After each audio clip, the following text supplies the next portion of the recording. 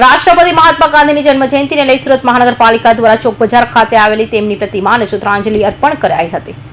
સુરત મહાનગરપાલિકા દ્વારા મહાત્મા ગાંધીના 155મા જન્મદિવસની ઉજવણીના ભાગરૂપે ચોક બજાર ખાતે આવેલ રાષ્ટ્રપિતા મહાત્મા ગાંધીની પ્રતિમાને શ્રદ્ધાંજલિનો કાર્યક્રમ રાખવામાં આવ્યો હતો। આ કાર્યક્રમમાં શહેરના પ્રથમ નાગરિક એવા દક્ષિશ માવાણી, મ્યુનિસિપલ કમિશનર શાલિનીબેન અગ્રવાલ તથા અન્ય પદાધિકારીઓ અને અધિકારીઓ સાથે શાળાના બાળકો હાજર રહ્યા હતા। આ ઉપરાંત ગાંધીબાગમાં એક પ્રાર્થના સભાનું આયોજન કરવામાં આવ્યું હતું। ગાંધીજીની યાદમાં પાલિકા દ્વારા સર્વધર્મના પ્રાર્થના આયોજન કરવામાં આવ્યું હતું। આ ઉપરાંત ગાંધીજીના ભજન વૈષ્ણવ વજન તો પઠન કરી અને કાર્યક્રમનું સમાપન કરવામાં આવ્યું હતું।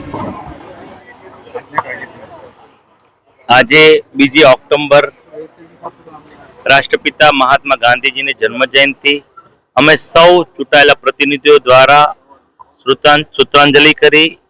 પછી મહાત્મા ગાંધી સ્વચ્છતાના પણ આગ્રહી હતા।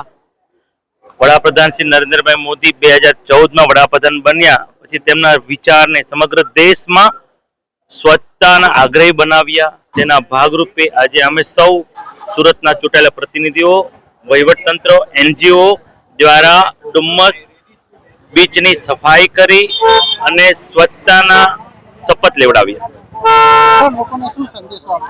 લોકોને આજે પણ વડાપ્રધાન શ્રીએ તેમની સ્પીચમાં કહ્યું કે નિરંતર સફાઈના આપણે આગ્રહી બનવું પડશે।